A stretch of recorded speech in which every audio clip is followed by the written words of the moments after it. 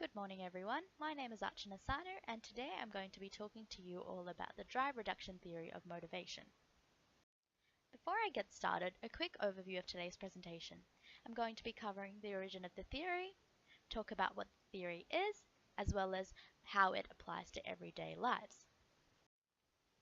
The drive reduction theory of motivation was first developed by psychologist Clark Hull in 1943. His theory was based on ideas proposed by the works of psychologists Pavlov, Darwin, and Thorndike, and it was one of the first theories of motivation to be developed at that point in time. Hull based his theory around the concept of homeostasis, where he believed that organisms were constantly working to maintain homeostasis. According to the encyclopedia, the term homeostasis refers to any self-regulating process by which biological systems tend to maintain stability while adjusting to conditions that are optimal for survival. Based on this concept, Hull stated that these particular needs and drives stimulate an internal state of tension which has to be reduced.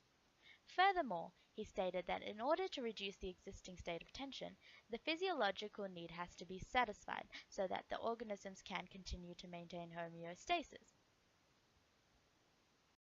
The drive reduction theory focuses on two main points: drive and need. Drive refers to any aroused state or tension triggered by a person's physiological or biological needs. According to the theory, alterations in homeostasis within organisms produce physiological needs that result in physiological drives. These drives can either be primary or secondary. Primary drives are innate biological needs like hunger, thirst, and warmth, whereas secondary drives are learned drives. These drives result from an experience or a situation.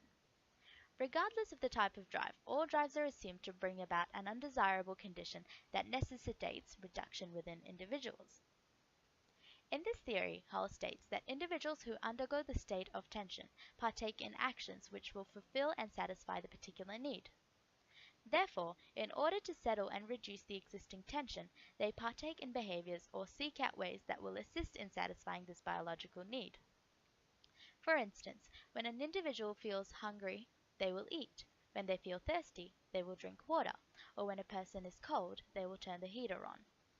According to this theory, any behavior that reduces the drive will be repeated by humans and animals. This is because the reduction of the drive serves as a positive reinforcement for the behavior that caused such drive reduction. On that note, I would like to end my presentation by quoting psychiatrist Francis J. Bracelet.